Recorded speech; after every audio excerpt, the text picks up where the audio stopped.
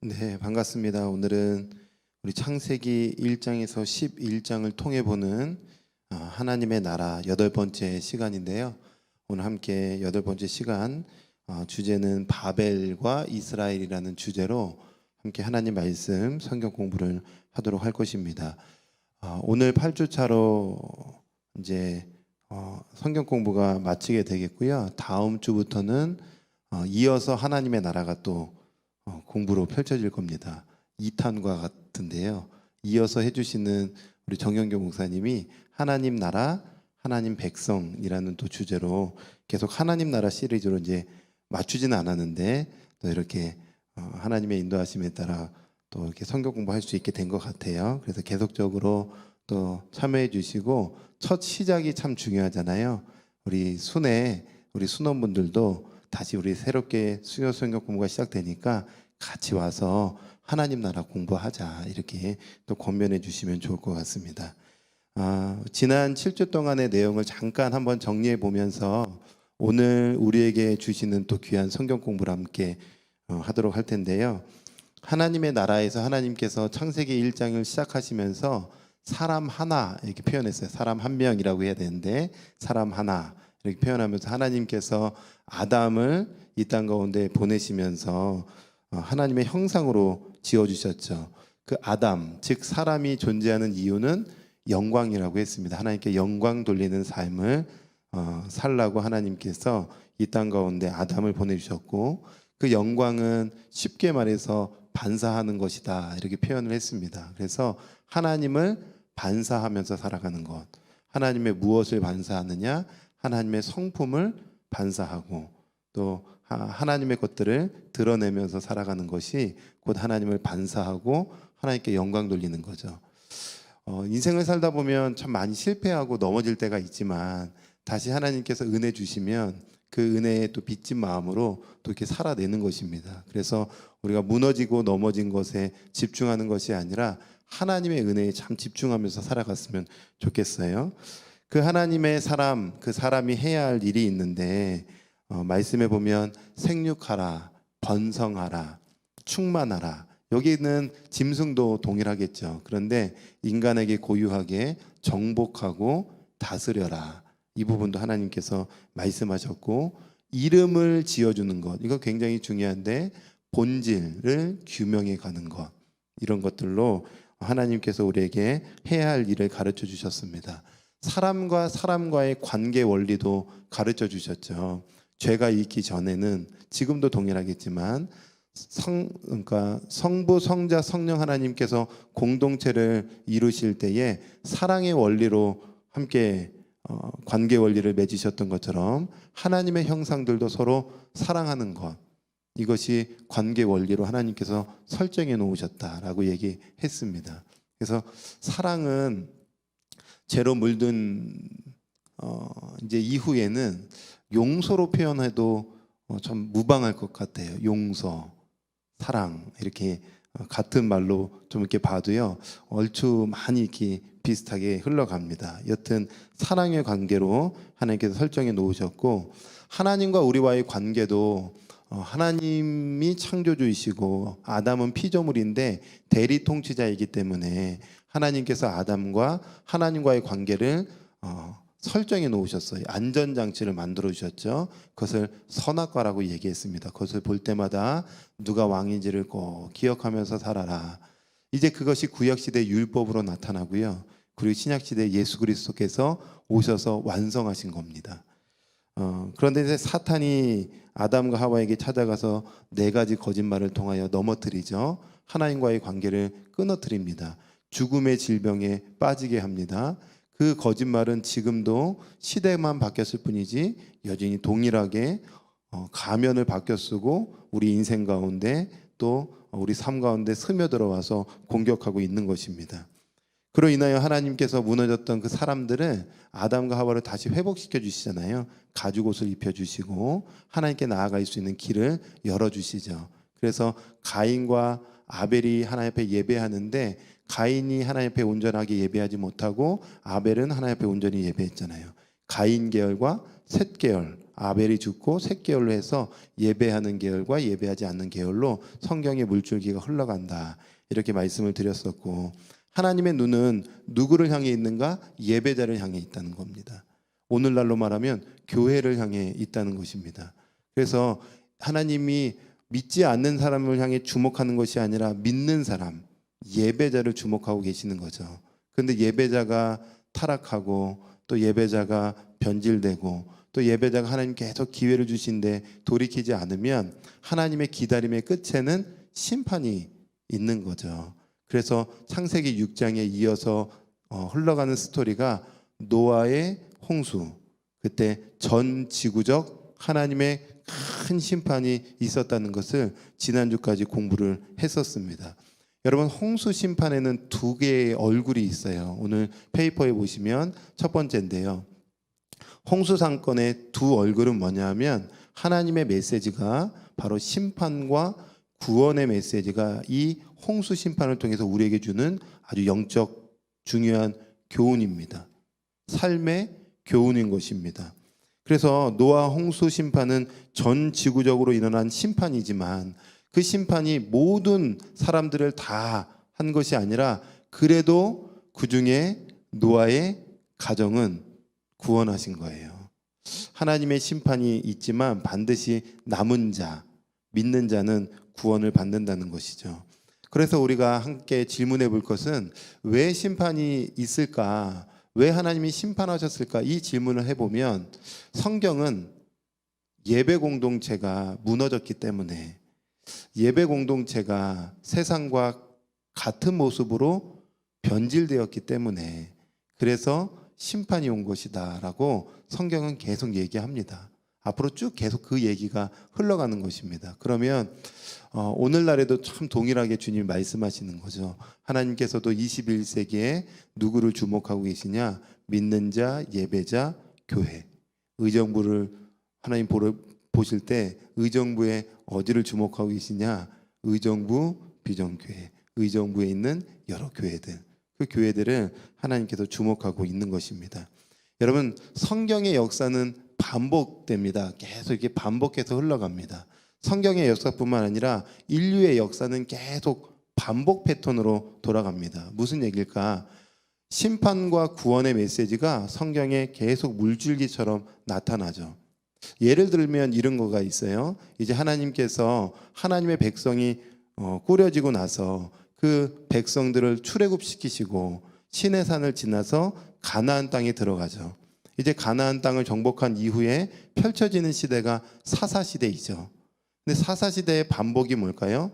하나님을 등지니까 심판, 하나님께 두 손 드니까 구원, 심판, 구원, 심판, 구원 이렇게 되는 거죠. 여러분뿐만 아니라 다윗이 통일왕국을 이루고 나서 그의 아들 솔로몬이 왕권을 이어가는데 여러 우상들을 가지고 들어와요. 정략 결혼을 하니까 이제 이렇게 결혼을 하면서 그 이방 여인들이 우상을 가지고 오죠. 이게 이제 타협한 거죠. 그러니까 그 이후에 어떻게 될까요? 하나님의 심판 그리고 구원. 이제 선지자들이 등장합니다. 선지자들의 외침은 뭘까요? 회개하지 않으면 심판이야. 돌아오면 구원이야. 이게 선지자들의 강력한 메시지입니다. 하나님은 계속 얘기해 주시는 거예요. 여러분, 신약에 이제 예수님 말씀해 주시고 우리는 이제 오늘날 다시 오실 예수님을 기다리고 있잖아요. 예수님이 오시면 어떤 일들이 일어날까요? 심판과 구원이 이루어지는 거죠. 성경의 물줄기, 성격의 아주 강력한 메시지가 심판과 구원이라는 것입니다. 그러면 그 안에서 주는 굉장히 중요한 메시지는 잘 믿어야 하는 것이구나. 끝까지 믿어야 하는 것이구나. 잘 믿으려면 그 믿음의 내용을 알아야 되는 것이구나. 그 믿음의 내용이 하나님이 우리에게 다 주셨구나. 그래서 이렇게 성경 공부하는 것입니다. 수요 성경 공부가 괜히 있는 것이 아닌 거죠. 이렇게 성경을 지식적으로도 알아야 되고 영적으로도 깨달아야 되는 것입니다. 여러분, 말씀은 거울입니다. 우리의 영혼을 밝혀주는 거울이죠. 그래서 거울 앞에 늘 서서 오늘도 성경 공부를 통하여서 또 듣는 중에 하나님께서 깨닫게 하시면 또 회개하고 돌이키면 하나님이 동에서 서가 만날 수 없는 것처럼 우리 죄를 기억조차 하지 않으세요. 그래서 회개하면 하나님이 다시 우리를 정결케 하시기 때문에 또 우리가 기도할 때에 고백하고 하나님께 붙어 있는 삶을 살아야 되는 거죠. 자, 심판 이후에 이어지는 스토리가 뭐냐면 성경에 이 심판 이후에 어떤 이야기가 펼쳐질까? 이제 9장까지가 심판의 내용이었고 노아의 이야기였어요. 그러면 10장에는 무슨 내용으로 펼쳐지냐? 다시 족보 이야기로 들어갑니다. 잠깐 저를 보시겠습니까? 성경에 지금 창세기 1장부터 11장까지 스토리가 쭉 흘러간다고 했는데 이제 이 흐름은 잡으셨을 것 같아요. 근데 5장이 족보였습니다. 5장. 6장, 7장, 8장, 9장이 노아 이야기, 노아 홍수 심판 이야기였습니다. 그런데 그 이후에 다시 족보 이야기가 또 등장합니다. 이 족보는 두 가지의 굉장히 강력한 메시지가 있는데 하나는 함축적 역사를 담고 있습니다. 그냥 족보가 아니라 누가 누굴 낳고 누가 누굴 낳고가 아니라 그 오랜 시간을 아주 압축하고 압축해서 함축적 역사를 지금 다 기록해주고 있는 거죠. 동시에 족보는 어성경에서도 한번 들어보셨을 텐데 주인공을 꼭 찾아냅니다. 주인공. 그래서 족보의 끝은 주인공입니다. 그래서 그 끝에 나오는 사람의 다음 스토리가 이제 이어서 나갈 것이다. 이렇게 성경이 이야기를 하고 있는 거죠. 그래서 5장에서도 그 5장의 족보의 끝이 노아였잖아요. 노아가 이제 주인공으로 노아 이야기가 펼쳐질 거야. 이렇게 되는 거죠.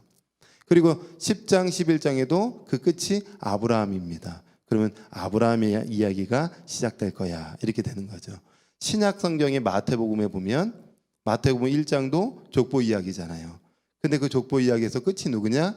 예수님이죠. 그러면은 예수님의 이야기가 펼쳐질 거야. 이렇게 성경이 이야기를 해주는 게 족보의 아주 중요한 메시지인데 그러면 이 족보의 스토리 중에서 아브라함을 지금 주인공으로 찾아내는데 근데 이 족보가 누가 누굴 낳고 누가 누굴 낳고 이렇게 함축적 역사 중에 이렇게 설명되어진 것은 아주 강력한 메시지가 있다고 제가 말씀을 드렸었죠.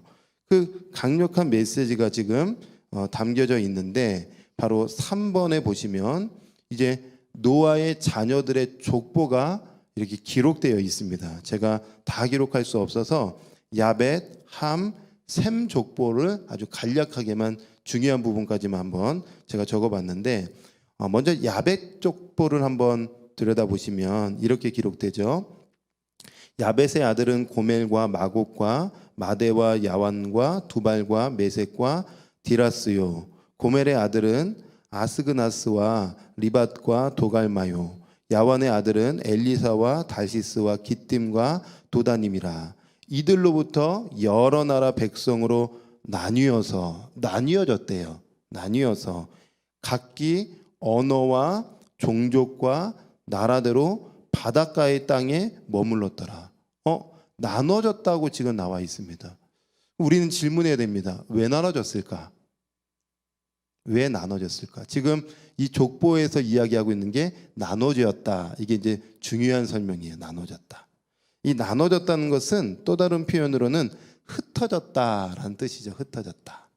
그럼 원래는 하나였었을 텐데 노아의 후손들이 지금 이렇게 노아가 방주에 나오고 셈함 야벳도 이제 방주에 나오고 근데 나왔으니까 8식구 중에서 노아의 자녀들이 자녀를 낳고 손주를 낳고 또 손주를 낳으면 계속 이렇게 하나된 공동체인데 하나된 공동체가 몇 대 걸치고 나서는 나눠진 거예요.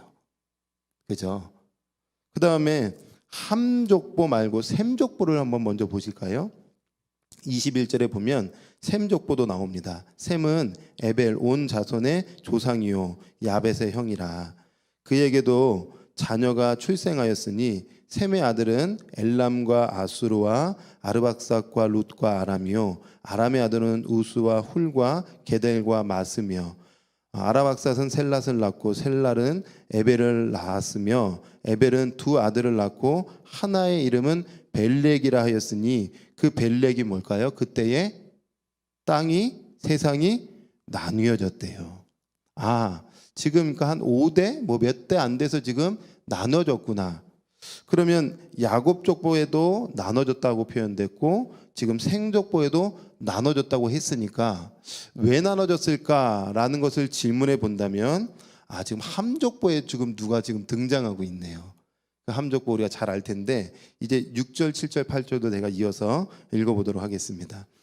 함의 아들은 구스와 미스라임과 붓과 가나안이요, 구스의 아들은 스바와 하윌라와 삽다와 라하마와 삽드가요, 라하마의 아들은 스바와 드단이며 구스가 또 니므롯을 낳았으니 그는 세상의 첫 용사라. 용사가 등장하면서 지금 땅이 나눠지는 아주 좀 엄청난 일이 일어나게 된 것이죠. 여러분, 지금 각기 언어와 종족과 나라대로 흩어졌다고, 지금 나눠졌다고 했는데 그 이미지를 한번 화면을 통해서 한번 보시면 좋을 것 같습니다. 화면을 한번 보여주시면,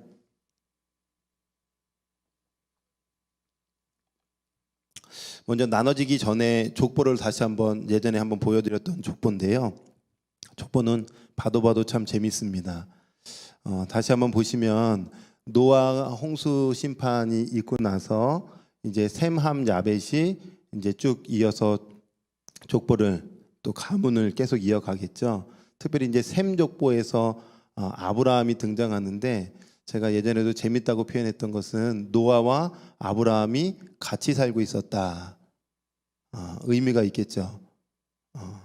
그래서 노아 할아버지가 살고 있을 때 아브라함도 태어났고, 아마도 뭐 30대 40대까지 노아 할아버지랑 같이 살았다고 한다면, 신앙의 유산은 꼭 부모만 전해야 되는 건 아니잖아요. 할아버지를 통해서도, 또 할머니를 통해서도 들을 수 있는 거니까, 노아 할아버지를 통해서 혹시 노아 홍수 이야기를 들었다면, 하나님을 잘 믿어야 되는 것이구나, 이런 것들도 한번 생각해 볼 수 있는 상상력이 생기겠죠. 그리고 노아 홍수 이야기는 전 세계적으로 각 나라, 각 지역에도 여러 군데에서 나왔기 때문에 아마 노아 홍수 심판의 이야기가 아마 셈, 함, 야벳으로 끝나는 게 아니라 계속 구전으로 흘러갔었을 것이 저는 분명하다고 생각합니다. 그런 점에서는 신앙의 유산을 잘 흘려보내야 되는데 그러지 못했던 거죠. 그래서 여러분 보시면 셈, 아르박삿, 셀라, 에벨, 벨렉 부분에서 나라가 나뉘어진 것입니다. 아마도 첫 때에 니므롯과 같은 사람이 등장하면서 뭔가 강력한 힘으로 말미암아 통치되는 나라가 형성됐다라고 생각해 볼 수 있겠죠. 여러분, 다음 페이지를 보시면 이제 그 나라가 어떻게 펼쳐지는지 볼 수 있는데, 사람이 이제 흩어지기 시작하는 거예요. 그 다음 페이지에 보시면 셈, 함, 야벳의 족보가 어느 지역으로 흩어졌는지를 이 말씀을 통해서 한번 추적해 봤는데요. 야벳 족속은 아무래도 유럽 쪽, 저 위쪽입니다. 그래서 보면 바닷가에 이렇게 이제 표현되어 있잖아요. 바닷가에 머물렀더라. 아마 저 바닷가 근처로 아마 그 족보들이 흘러가면서 거기서 이제 터를 잡았겠죠. 그리고 함 족속은 우리가 잘 알고 있는 아프리카 쪽으로 합니다. 뭐 이런 오해를 하시는 분들이 있어요. 함 족속은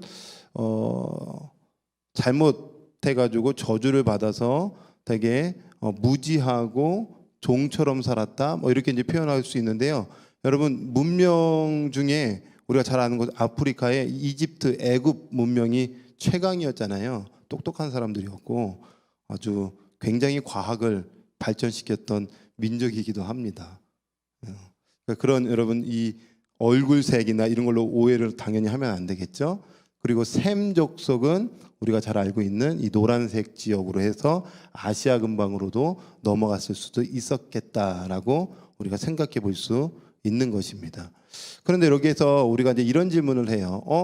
흩어지면서, 그런데 이 얼굴색이 바뀐 이유는 뭡니까? 왜 아프리카 쪽은 이렇게 사람의 피부가 거무잡잡하고 유럽은 좀 얼굴이 좀 하얗고, 그다음에 아시아 계통은 이렇게 좀 황토색 같은 색을 띠고 있는 것입니까? 이건 어떻게 설명되는 것입니까? 다음 페이지를 보시면, 여러분, 이 피부색은요 두 개예요. AB, AB, AB, AB. 그래서 대문자 AB, 소문자 AB, 대문자 AB, 소문자 AB. 그럼 저를 잠깐만 보시고 다시 설명을 들어보시면, 우리는 이미 이 성경의 스토리를 잘 알고 있잖아요. 이제 함 족속에 니무롯이 등장하고 니무롯이 이제 탑을 쌓기 시작하는 거예요. 우리가 바벨탑이라고 하죠. 이 바벨탑을 쌓는 아주 중요한 이제 영적 메시지가 여튼 있지만 결과론적으로는 하나님께서 그 탑 쌓는 것을 멈추게 하시고 그들을 흩으셔요. 흩으면서 하나의 언어가 여러 언어로 바뀌게 됩니다. 몇 가지 언어로 바뀌었는지는 저도 잘 몰라요. 하여튼간 언어가 바뀝니다. 뭐 이렇게 이제 하고 나나나나나 뭐 이렇게 막 언어가 생겼다고 한다면 나나나나나 하는 사람들끼리 이제 모이는 거예요. 그죠? 나나나나 이렇게 나나나나로 해서 이 사람이 나나나나 대화하면서 나나나로 이제 가는 거죠. 가가가가 얘기하는 사람은 가가가가랑 모여서 가가가로 이제 가는 거예요. 근데 모일 때 이제 이 어떻게 이제 모여서 흩어지냐면 아마도 처 모양으로 흩어졌을 확률이 높다라고 창조과학에서는 이 설명을 합니다.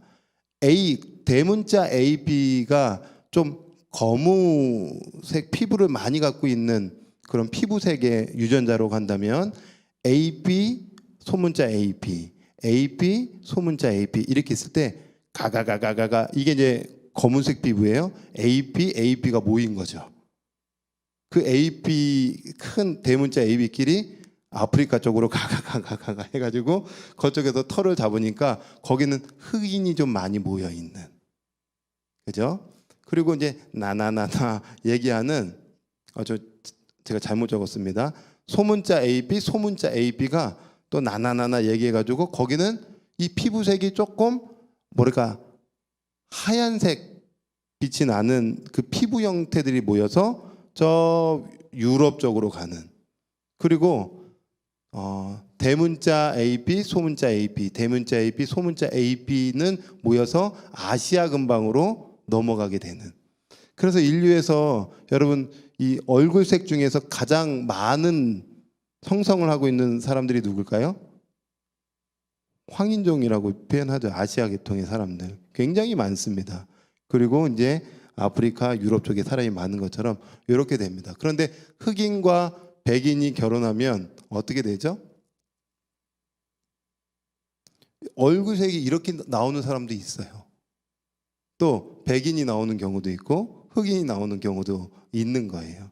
그러니까 오랜 시간 동안 흑인 사람들, 오랜 시간 동안 백인 사람들, 오랜 시간 동안 이 황인족들이 살다가 지금에야 여러 가지 이제 민족을 뛰어넘어서 결혼도 하고 그러니까 얼굴색 길도 조금씩 바뀌고 이런 일들이 있는 건데 이 모든 얼굴색이 바뀌는 것도 아마 바벨탑 사건과 굉장히 연결되어 있을 것이다라고 창조과학에서는 이야기하는데 저는 굉장히 설득을 당해서 맞겠구나 이런 생각을 좀 하게 되었습니다.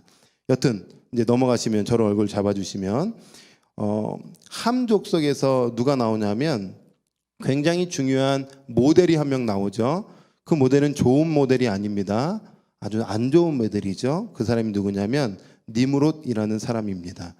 여러분 니무롯은 성경이 뭐라고 표현되어 있을까 보니까 바로 세상의 첫 용사다라고 표현되어 있습니다. 이 용사란 말이 굉장히 이제 다양하게 표현되어 있는데 강력한 사람, 우두머리, 영웅, 지도자 이런 표현도 되어 있지만 폭군이라는 표현도 있습니다. 폭군.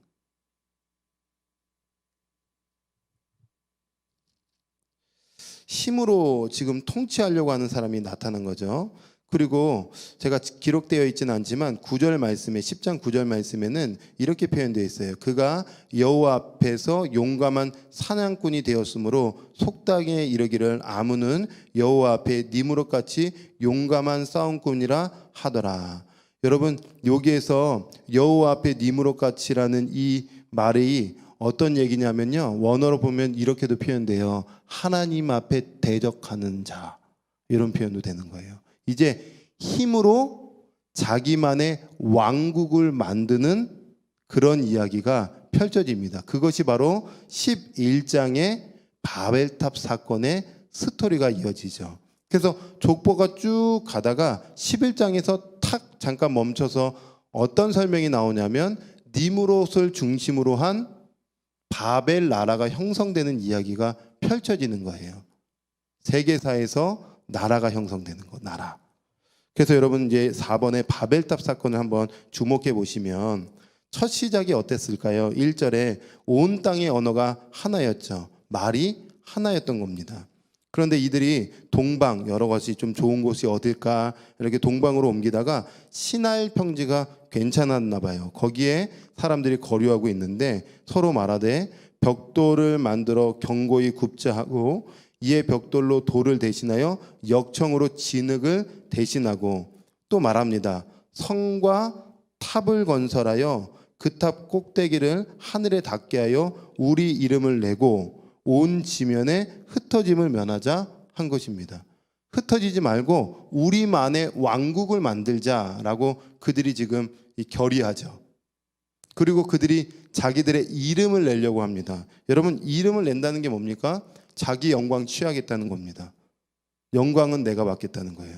그 영광은 결국에 누구에게 돌리려고 할까요? 사람들이 니무롯이죠. 강력한 힘을 갖고 있는 사람에게 영광을 돌리려고 할 겁니다.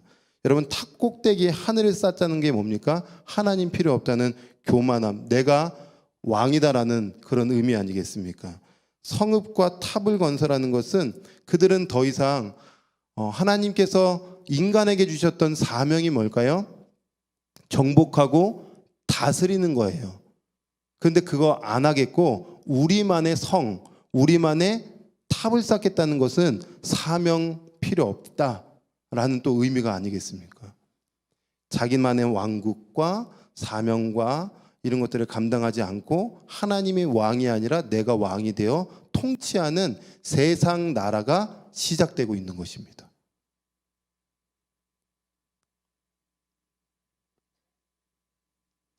여러분, 이 나라의 모형이 이 지금까지 온 거예요.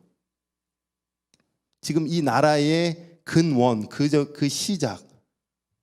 하나님 필요 없고 사명 필요 없고 영광은 내가 취하고 내가 왕이고 그중에 왕 중에 왕은 가장 폭군인 사람이 왕이 되는 거예요.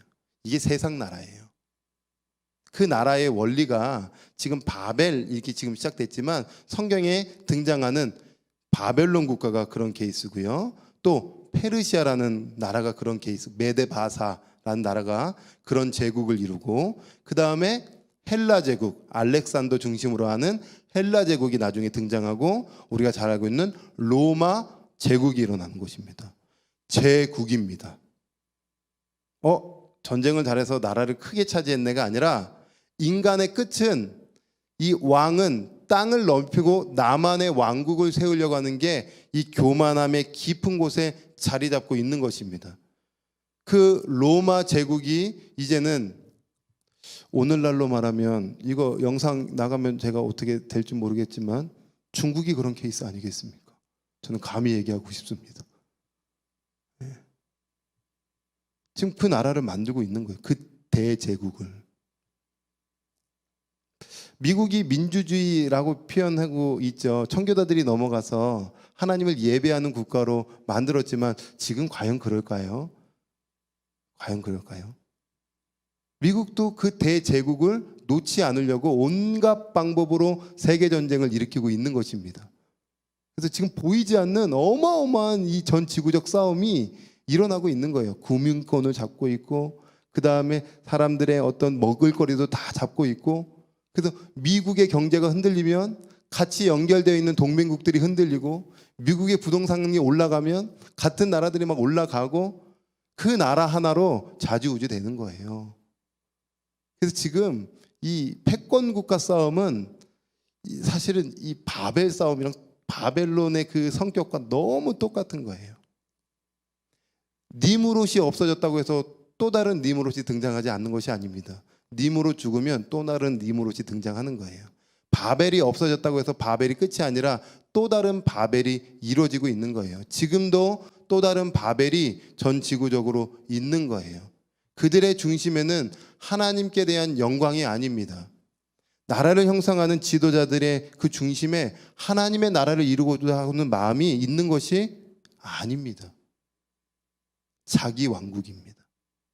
그러면 그 속속들이 바벨과 같은 성격에 있는 제국들을 들여다보면서 그들이 만들어내는 문화, 그들이 만들어내는 정치, 그들이 만들어내는 교육, 그들이 만들어내는 경제 개념들을 우리가 딱 믿음의 사람들이 보면서 와, 괜찮네가 아니라 지금 저것이 하나님을 얼마나 크게 반역하고 있는 일인가를 목도하고, 우리가 나라를 위해서 중보할 때에도 그 성격을 분석하여 잘 기도하는 것이 중요하고, 그 나라를 위해서 기도할 때에 우리에게 능력 없지만 예수의 이름에 능력이 있기 때문에, 그래서 예수의 이름으로 선포할 때에 하나님이 신실하게 그 기도를 응답하여서 나라를 주관해 가시는 거죠.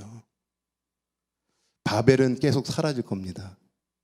네, 지금 21세기에 바벨이 있는데 그 바벨이 영원하지 않을 겁니다. 근데 영원한 것이 있습니다. 그것이 창세기 12장에 시작되는 나라죠. 하나님의 나라 백성으로 아브라함이 부름을 받고, 아브라함으로 시작되는 하나님 나라 이스라엘 백성들이 쭉 이어져 오다가 예수 그리스도로 인하여, 그 예수 그리스도를 주로 고백하는 자들로 인하여 펼쳐지는 하나님의 나라가 교회인 것입니다. 교회는 한 번도 무너진 적이 없습니다. 세상의 나라는 없어지고 없어지지만 교회는 없어지지 않았습니다. 아브라함으로부터 시작되는 이 하나님의 나라 교회는 지금까지 있는 것이죠. 그래서 교회는 반드시 승리하게 됩니다. 우리가 잘해서 승리하는 것이 아니라 왕이신 예수 그리스도, 왕이신 하나님이 그 나라의 주인이시기 때문에 무너지지 않는 거죠. 의정부 비전교회는 무너지지 않는 것입니다. 하나님께서 주인이시기 때문에 그런 거예요. 그래서 여러분, 이제 이 바벨, 즉 하나님의 나라와 세상 나라의 이제 두 싸움이 펼쳐지는 거죠. 그래서 우리가 영적으로도 굉장히 중요하게 잘 알아야 되는 거예요. 하나님의 나라, 그의 백성들의 군대들이 하나님의 나라를 이뤄갈 때에 원수 사탄이 잡고 있는 세상 나라도 만만치 않게 이루어지는 것입니다. 여러분 잘 생각해 보십시오. 이런 것들이 있는 거예요. 어느 날 이 복음서에 보면 제자들이 예수님의 명령을 받고 누가복음 10장에 2명씩 짝을 지어서 복음 전도하러 가죠. 그래서 복음 전도해가지고 예수 이름으로 전도하고 또 선포할 때 귀신이 떨면서 떠나가는 일들이, 영적 사건이 일어난 거예요. 얼마나 흥분됐습니까? 그래서 예수 이름으로 선포하니까 귀신이 떠나가는 거예요. 여러분, 그런 일들이 오늘날에도 일어날까요? 당연한 거죠. 반드시 일어나죠. 그런데 그 이후에 어떤 사람이 자기 아들, 귀신 들린 아들을 데리고 딱 왔을 때 또 똑같이 했는데 아무런 변화가 일어나지 않는 거예요. 그때 예수님께서 오셔서 이렇게 얘기하세요. 기도 외에는 이런 종류가 나아갈 수 없느니라. 되게 중요한 표현이죠. 너희가 예전에 경험했던 것들로 하지 말고, 어둠의 권세도 등급이 있고 어둠의 권세들도 힘의 세력들이 있는데, 예전에 그 약한 세력을 너희가 무찔렀다고 똑같은 방법으로 하지 말고 늘 성령 앞에 깨어있고 늘 기도함으로 하나님의 인도함을 받아서 그 다음에 또 어둠의 권세를 대적해야 될 권세 있는 것들이 있다라는 거예요. 그것을 보고 쫓을 수 있는 영적 힘을 길러야 된다는 거죠. 우리 이 싸움하는 사람들이잖아요. 네. 그래서 이 세상 나라 바벨과 하나님의 나라 이스라엘 백성들이 이제 성경에 시작되는 것입니다. 그런데 성경은 참 재미나게도 11장에서 세상 나라는 끝, 난 여기까지, 이제는 인류 일반 역사는 성경에서 끝내고요, 하나님 나라 백성의 시작의 스토리가 12장부터 펼쳐지는 것입니다. 이제 세상은 관심 없고 하나님 나라 아브라함으로부터 시작되는 교회 공동체를 하나님이 아주 주목하고 계시는 이야기로 12장이 시작되는 거죠. 여러분 그렇다면 이제 정리를 해보면 1장부터 11장까지 하나님의 나라 그리고 그에 대적하는 나라의 원리가 이 안에 엑기스가 다 들어있는 겁니다. 이것을 잘 우리가 공부하고 12장부터 요한계시록까지 펼쳐지는 하나님 나라의 이 교회가 어떻게 세상과 맞짱 떠서 승리해야 되는가에 대한 부분을 앞으로 계속 공부하면서 세밀하게 세심하게 배워가야 하는 것이죠. 이 원리를 가지고 우리 믿음의 성도님들이 신앙생활을 잘 하셨으면 좋겠습니다. 12장부터 시작되는 이야기도 동일한 것입니다. 믿음의 사람들이 존재하는 이유는 예배입니다. 하나님께 영광 돌림이죠. 믿음의 사람들이 해야 할 일은 정복하고 다스리는 것입니다. 무엇으로요? 사랑으로요.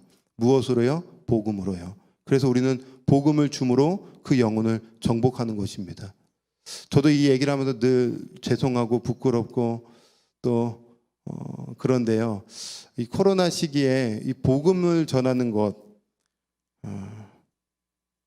우리가 어떻게 해야 될지 참 지혜를 많이 모아야 될 것이라고 생각하고 뭐 화려한 방법이 아니죠.